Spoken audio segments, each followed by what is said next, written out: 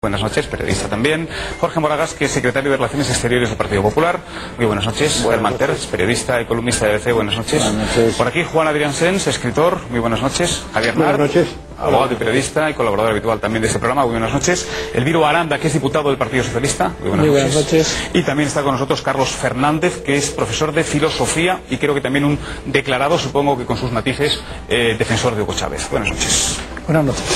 Lo primero que tenemos que ver es todo lo que ha dicho Hugo Chávez desde la cumbre de Santiago de Chile. Una invectiva tras otra, una descalificación tras otra, desde ese encontronazo que hemos visto antes con el rey. Monedita de oro va a caerle bien a todos. Así nací y así soy. Los que no me quieren ni modo, pero yo creo que algunos me quieren. Podrá ser español el presidente, pero es un fascista. Que se le juegan los tapones. Lo menos que él debería hacer es ofrecer excusas y decirle al mundo la verdad. Y los callaron. Pero no los callaron porque ellos bajaron la cabeza servilmente ante la orden imperial. Los callaron cuando les cortaron la garganta. Eso es lo que decía, algunas de las cosas que decía Hugo Chávez, remontándose incluso a la leyenda negra del descubrimiento de América. También ha comparado al rey con Fernando VII. Carlos Fernández, usted que defiende a Chávez, ¿hay algo más, aparte de las calificaciones?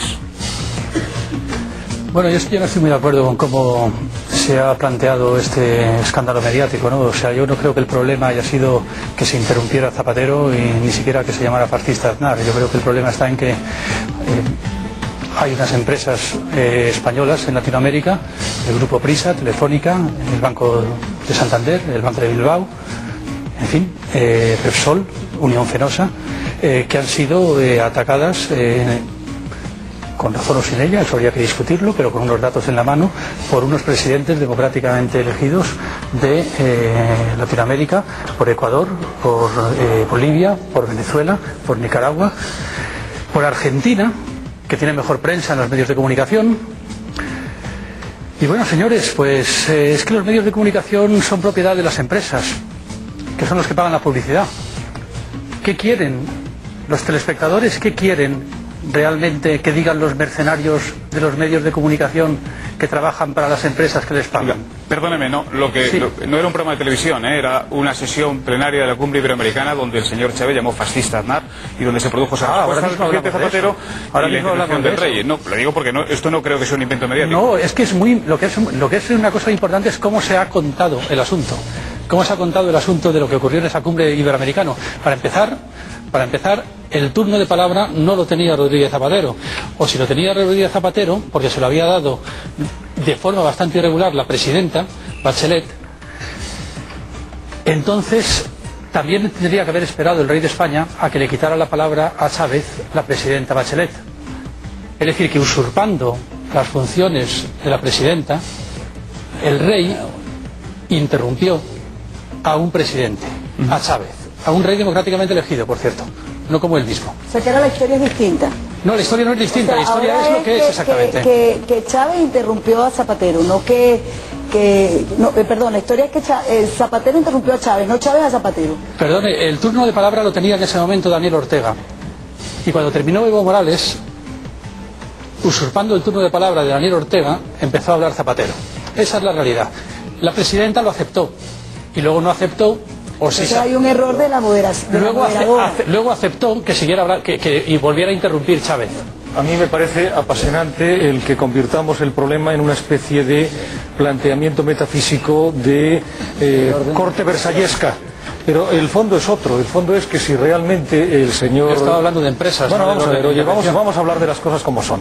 A mí, yo parto del supuesto de que los embajadores españoles ni el Servicio de Relaciones Exteriores de España es el Servicio de Relaciones Públicas ni el de comercio de ninguna empresa, que tiene que defender los intereses españoles, sí, pero dentro de la legalidad. Por lo tanto, si hay alguna empresa que está cometiendo algún desafuero, me parece espléndido que el país correspondiente actúe en la legalidad y se acabó la historia. Yo no estoy defendiendo ni a Repsol, ni a BBVA, ni al Banco de Santander, Ni soy mercenario de nadie, ni pertenezco al fondo de reptiles de nadie. Esta historia de que los periodistas estamos siempre sometidos a oscuros manejos, esto es una historia del franquismo. Esto lo decía Francisco Franco hace mucho tiempo y me tiene perfectamente aburrido ya esa historia.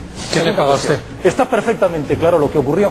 El señor Chávez, en su planteamiento perfectamente populista y pensando que está en su divertido, interesante y ameno programa de televisión, que tendrá el seguimiento que tenga, realizó una salida fuera de tono hablando del fascismo del señor Aznar. Bien, yo no he votado nunca a Aznar y no es precisamente santo de mi devoción, pero uno en una cumbre internacional tiene que comportarse con una elemental decencia, no digo ya ni respeto, decencia. Y este señor confunde una cumbre iberoamericana con un bar de copas.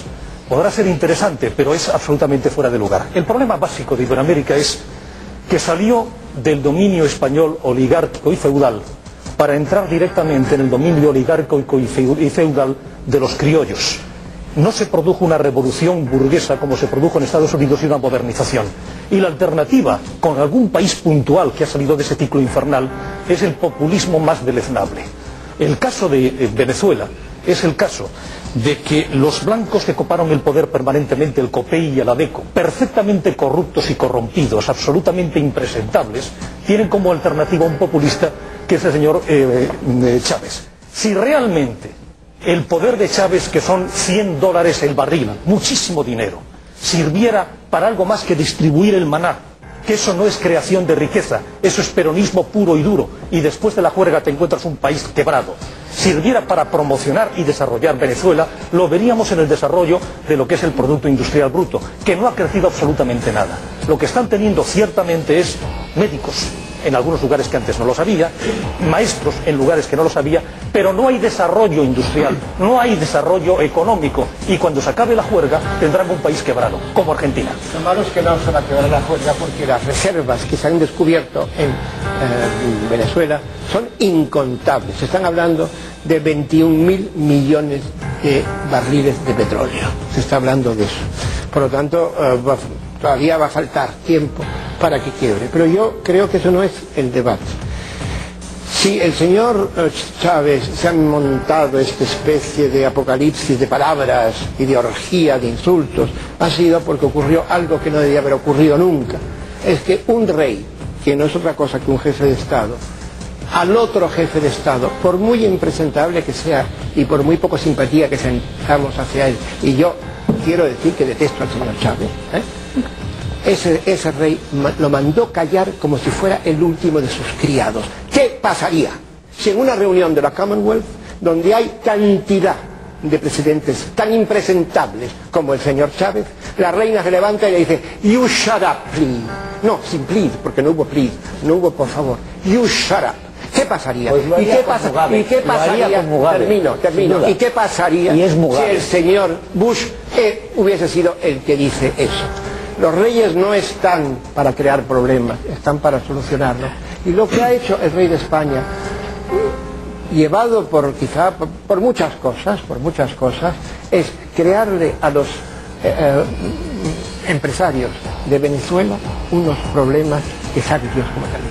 Los problemas están allí. Además, yo creo que el debate no es precisamente el rifirrafe. Bueno, estamos hablando del asalto a la libertad, del asalto contra la democracia, de un proyecto totalitario que se está extendiendo con los petrodólares a partir de Cuba y Venezuela.